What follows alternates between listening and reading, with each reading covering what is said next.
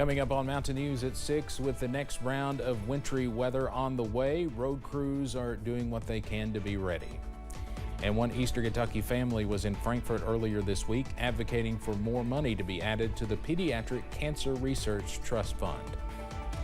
And winter makes a return this evening. The details on snow showers and that bitter cold coming up as Mountain News at 6 starts now. Dedicated to Eastern and Southern Kentucky, this is WYMT Mountain News at 6. Rain is moving into parts of the region, and that will be changing over to snow in the next few hours. In fact, it already has up around Moorhead.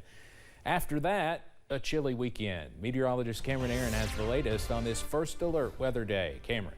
Yes, Steve, it's busy across the region on this Friday evening. As we go into the rest of tonight, we are tracking that changeover from rain to snow. And like you talked about, that changeover has already happened close to I-64, zooming into Rowan County, also pushing into Elliott County at this hour. Some light to moderate snow showers close to the interstate. Here's a live look from I-64. That current temperature down to 34 degrees as that wintry weather continues at this hour. And that rain snow line will continue pushing off to the south as we go through this evening, up to 48 for Hazard, 38 over in Jackson, 47 for Prestonsburg, also Pikeville, 37 over in Irvin. So you can see that cooler air is knocking on the door, and that will continue pushing off to the south as we go through this evening. All rain for most of us from Magoffin County pushing into Morgan County, also Wolfe County, and some heavier rain pockets close to Estill County, also into Powell County. So a wet go at it for the Mountain Parkway this evening. But again, even there, that changeover is not too far away as we zoom out, tracking some more light to moderate snow showers into Indiana, also for Ohio.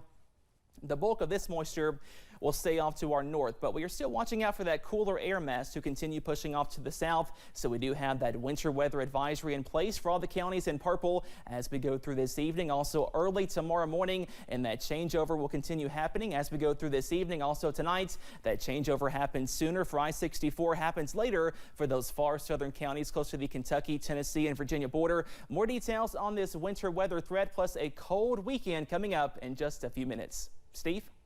All right, Cameron, thank you. Road crews throughout the state are getting ready for what could be a pretty busy night. Within the last few hours, snow has already been falling in central and northeastern Kentucky, but some folks out and about say they were surprised snow was in the forecast given how warm it's been recently. It was in the 60s yesterday. One official with the Scott County Road Department says they stocked up on salt a few weeks back. We've got plenty of salt, as you can see here.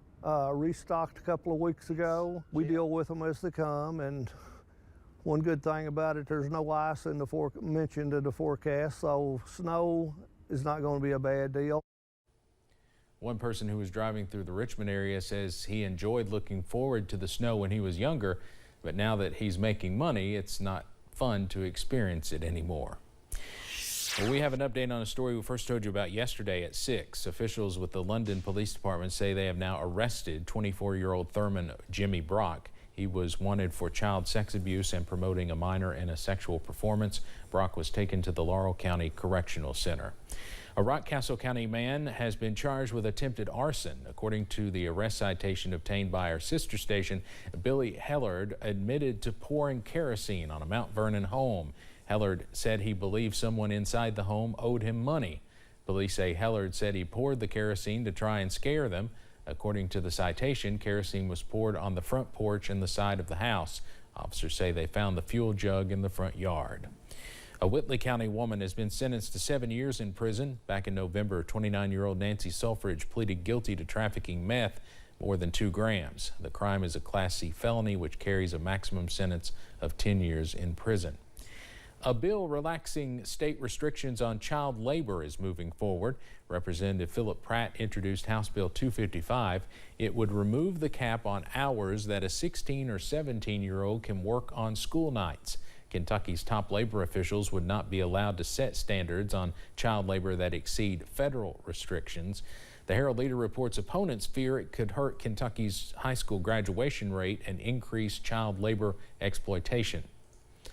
Governor Andy Beshear declared February 14th Childhood Cancer Awareness Day.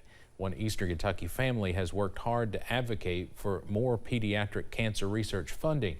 WYMT's Chandler Wilcox talked to Shannon Ritchie, who lost her son Colton to cancer, about their mission.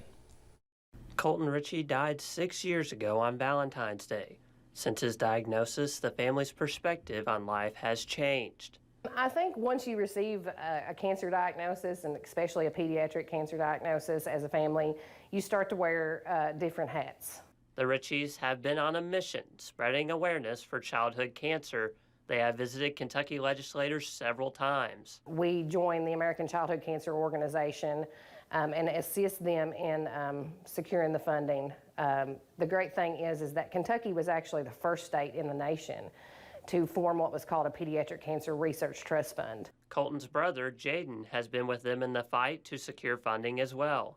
They did everything together. And, you know, from that day on in 2018, he had decided, you know, I may find the cure for cancer one day. The amount they have advocated for continues to increase as the need also continues to grow. Originally, $2.5 million was appropriated for that, and it has continued to increase each year. So this year we asked for an increase from 7.3 to 15 million. Ritchie says lawmakers have had their back in the process. That's currently in the budget. It's already passed the House and it's in the Senate. And from what we were told the other day, that there's no way that it won't pass. Ritchie says they will not be able to find a cure until they have the money to do so. In Hazard, Chandler Wilcox, WYMT Mountain News. Shannon Ritchie also says she is proud of the state and Governor Andy Beshear for their continued fight and advocacy.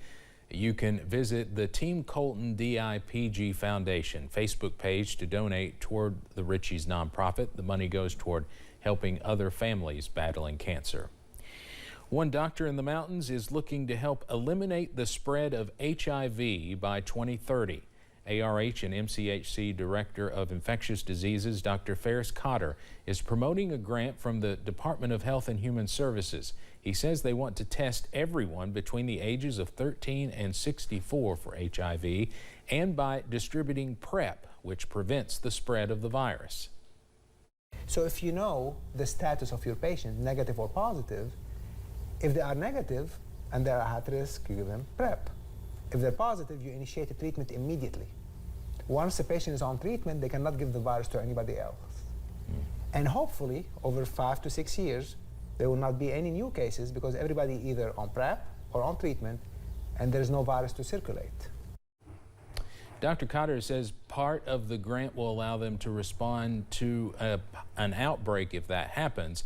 Now, we'll go much more in depth about this and some other health topics Monday night at 7 on Issues and Answers right here on WYMT. Well, we are tracking some messy weather tonight on this first alert weather day. That forecast coming up after this break. Plus, one Southwest Virginia family is working to bring their family a new legacy, highlighting part of their past to recognize some folks who never got respect when they were living.